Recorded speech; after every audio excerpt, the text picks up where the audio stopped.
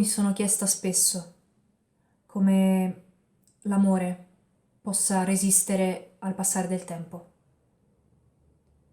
Se anche le cose che ci appaiono invincibili, forti, potenti, cadranno vittime del tempo. Come può l'amore, che è un'emozione fragile, resistere? La verità è che non può.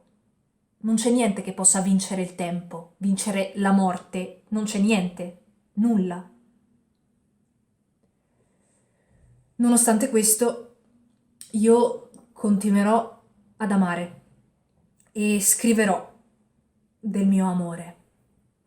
Così anche quando io non ci sarò più, il mio amore potrà vivere ancora un po', grazie alle mie poesie, ai miei versi.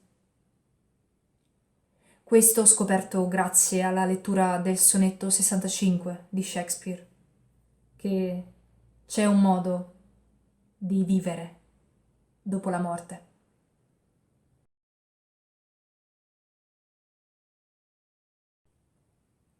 Se non v'è bronzo, né pietra, né terra, né sconfinato mare, che la tetra mortalità non vinca in suo potere. Qual difesa potrà opporre a tale rabbia la bellezza che nel suo agire non ha più forza di un fiore? O come potranno i soavi aliti di estate resistere al ruinoso assedio dei giorni demolitori, quando rocche imprendibili non sono tanto forti, né porte di acciaio sì robuste che il tempo non le abbatta? Meditazione spaventosa.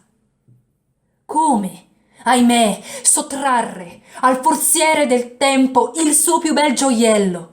Quale mano avrà forza a fermare il suo piede veloce? Chi mai gli vieterà di far saccheggio di bellezza?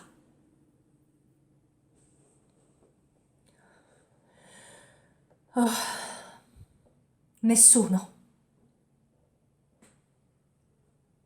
Se tal miracolo non sia che in nero inchiostro l'amore mio splenda fulgido per sempre.